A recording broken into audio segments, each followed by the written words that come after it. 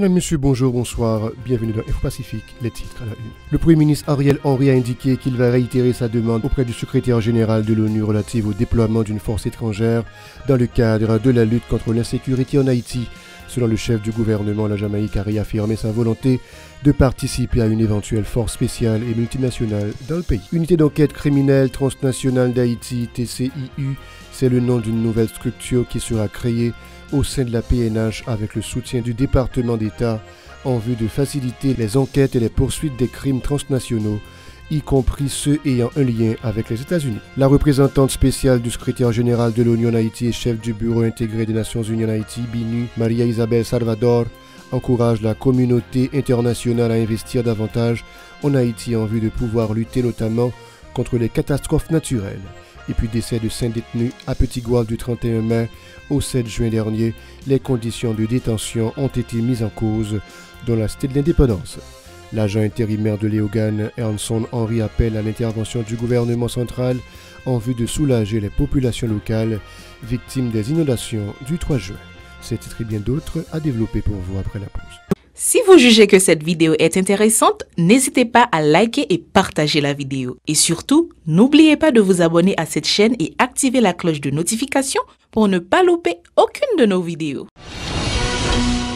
Comme annoncé en titre, 5 détenus sont décédés dans leur cellule dans l'espace d'une semaine à Petit-Gouave, en raison notamment de la dégradation de la situation dans les centres carcéraux du pays, principalement dans la cité de Faustin-Soulouk. Selon les autorités judiciaires de la commune, les prisonniers ne bénéficient pas de soins médicaux, ce qui aurait été aussi à la base de leur décès. Des membres de la population ont tué 5 membres présumés du gang Crasé-Barrière de Vitellum innocent le 7 juin à Pétionville. Plus loin, à Chantal, dans le département du Sud, on a appris que 2 membres présumés du gang 5 secondes de Village de Dieu ont été également exécutés le 8 juin par des résidents de la commune.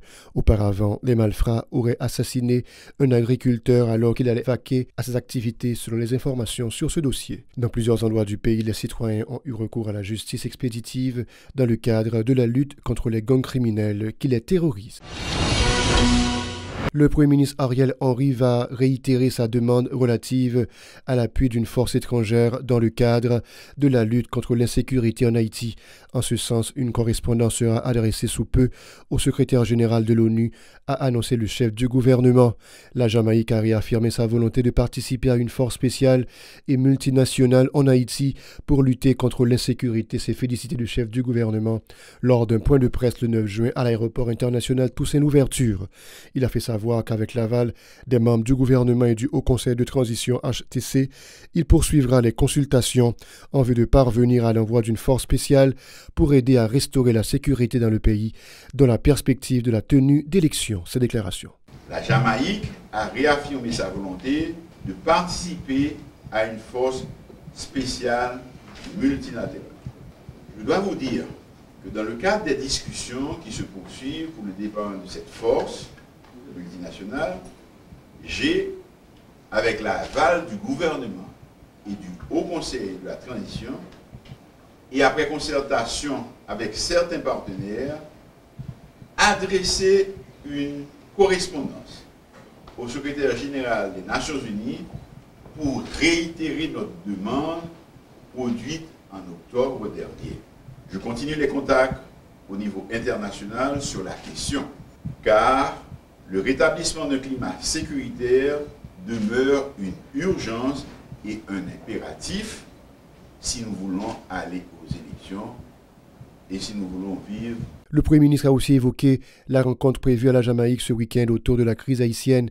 Il s'agit d'une initiative de la CARICOM en vue de porter les acteurs à dialoguer sur la situation du pays, indiquant qu'il a été invité à ces échanges le 11 juin par les Bahamas qui président l'organisation régionale. Ses propos.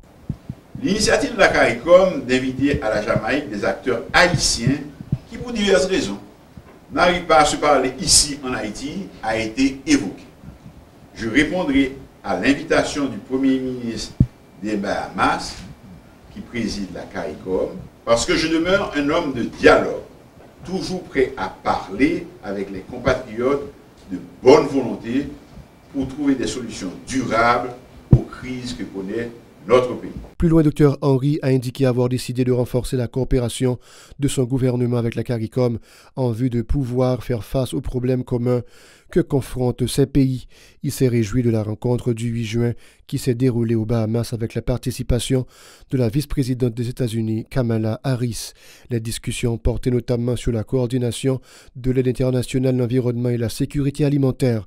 Le Premier ministre a aussi salué les dernières décisions prises par le gouvernement américain afin de renforcer l'assistance humanitaire dans le pays et le prolongement de la loi Hope Help en faveur d'Haïti. Dans l'intervalle, Ariel Henry a promis l'intervention du gouvernement dont les endroits frappés par les dernières inondations. On l'écoute. Mon gouvernement a fait le choix de renforcer nos relations avec les pays de la CARICOM et nous coopérons avec eux dans les organisations internationales. Nos pays sont de tailles différentes, mais nous faisons face à des problèmes similaires et nous devons parler ensemble au niveau international si nous voulons faire entendre notre voix. Négocier séparément avec les grandes puissances et les organisations internationales ou régionales a forcément moins d'impact que quand nous le faisons ensemble.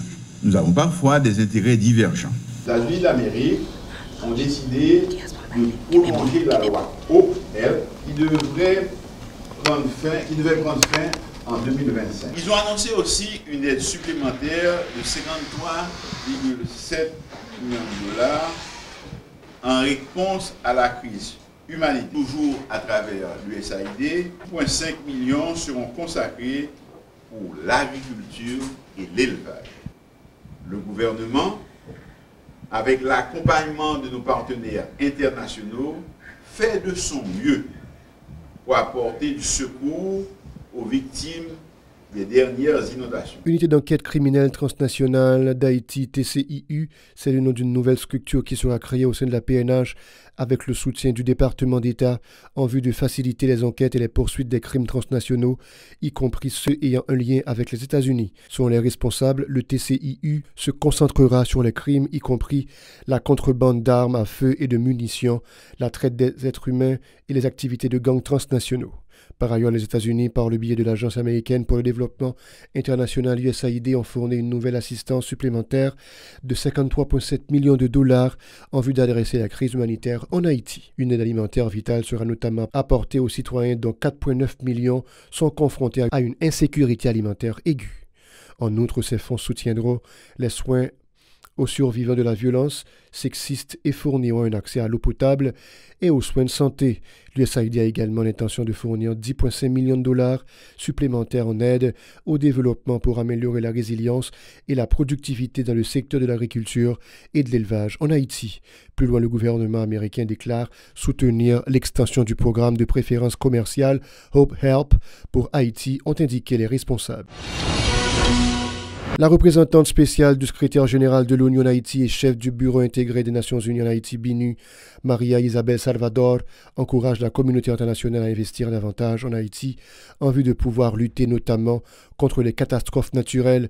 Madame Salvador s'exprimait lors d'une rencontre le 9 juin avec des journalistes locaux du BINU à Pétionville. Les dernières inondations survenues dans certaines régions du pays ont été particulièrement au menu de cette activité. Confrontée aux aléas climatiques, Haïti est appelé à mieux se préparer pour affronter la saison cyclonique et les autres désastres naturels, a préconisé la diplomate. Maria Isabel Salvador en a profité pour exhorter les acteurs à poursuivre les pourparlers en vue de sortir le pays de l'imbroglio. On écoute ces propos recueillis par Ezra Jeudi et je suis Philippe François. Réitérer aujourd'hui la solidarité avec la population haïtienne après les tout récents inondations et les tremblements de terre. Vous savez que les Nations Unies travaillent de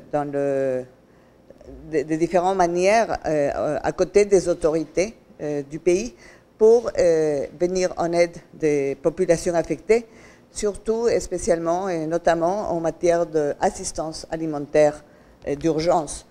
Je voudrais rapidement réitérer aussi l'importance que le consensus dans le processus politique haïtien a.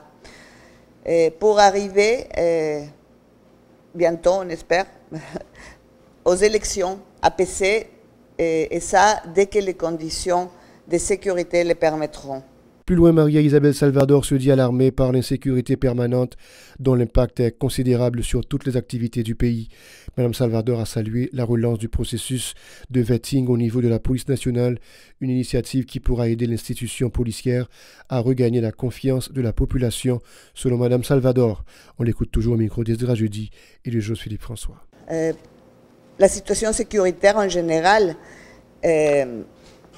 est toujours très très critique, à Port-au-Prince en particulier, comme vous le savez très bien, mieux que moi, et que cette situation a un impact dévastateur sur la population haïtienne, mais aussi sur l'économie du pays et en tant que Nations Unies sur notre capacité aussi d'intervenir et de venir en aide aux communautés qui ont le plus besoin.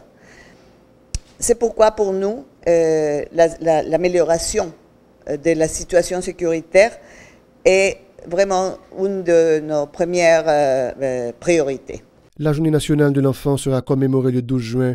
En prélude, l'Office de la protection du citoyen et de la citoyenne OPC a organisé le 9 juin, en son local à Bourdon-Pétionville, un atelier d'échange notamment sur les droits des enfants en conflit avec la loi.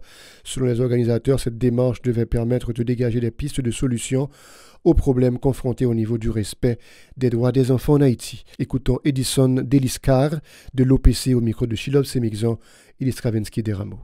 L'activité matérielle, c'est un atelier d'échange sur justice des mineurs. Donc, c'est un troisième, donc à 3 ateliers qui sont disposés organiser. Donc, on dit qu'il y a un double objectif. C'est d'abord, c'est dans le cadre d'un partenariat que nous avons avec l'UNICEF, qui peut être un projet qui porte sur la justice des mineurs. Pour qu'on réfléchisse sur la position de Timounio, notamment Timoun qui est en conflit avec la loi. Et le deuxième objectif, c'est en prélude avec la Journée nationale des enfants. Donc, nous organisons l'activité aujourd'hui dans le bureau de médiation et de migration juridique de l'OPC. Donc, ça veut dire, le jour au quotidien, l'OPC est toujours préoccupé des conditions de droits de Timoun, notamment conditions de Timoun qui sont en conflit avec la loi. Et ça, dans le cadre du matin, une thématique que nous avons abordée, c'est la question en fonction d'Ario. Donc nous allons réfléchir ensemble avec les gens qui réunissent l'atelier Sario pour nous connaître qui responsabilité de l'État et également qui un rôle que M. Civil est capable de jouer pour capable réduire le phénomène ça. Pour sa part, Dalous désire d'y déplorer les multiples violations des droits des enfants par certaines instances étatiques alors qu'elles sont chargées de les mettre en application. La délinquance juvénile a contribué à la prolifération des gangs criminels sur le territoire national. On l'écoute toujours au micro de Shilov Semixon et Listravensky des Rameaux. Dans le cadre d'un atelier que l'OPC a organisé sur la justice des mineurs. Et nous mettons accent sur les enfants et les laissés pour compte qui se trouvent à travers les rues et les enfants qui sont malheureusement sans abri aujourd'hui. Maintenant, nous mettons accent sur le phénomène ça pour faire comprendre que l'État a un pile effort pour le faire. L'État a un pile effort pour le faire pour éradiquer le phénomène de délinquance juvénile qui a rongé la société aujourd'hui qui malheureusement fait nous connaître une insécurité galopante, une insécurité qui a monté chaque jour plus. Nous ne sommes pas capables de parler de respect de droits de Timoun de façon globale. Nous sommes capables de parler de respect de certains, d'accord, respect des droits de certains enfants. Pour qui ça? C'est parce que à travers toute rue, à travers tout coin dans le pays, on a besoin de Timoun qui a sur machine, on a besoin de Timoun qui a demandé, d'accord, qui a pratiqué mendicité à travers les rues. L'État lui prévenir phénomène ça. La bonne société, ça a empêché que la société, dans l'avenir, il y ait des gangs qui produisent là-dedans. Le droit à l'éducation, c'est un droit fondamental. Le droit à la santé, c'est un droit fondamental. Et le droit à l'alimentation, c'est un droit fondamental. Il y a le droit au loisir aussi. Il y a pas mal de droits fondamentaux. Si les gens dans la rue n'ont pas bénéficié de quel droit, il y a des gens qui même dans la famille qui pas jouir de ensemble de droits. Voilà, c'est la fin du journal. Bon week-end, l'actualité continue sur la chaîne 54.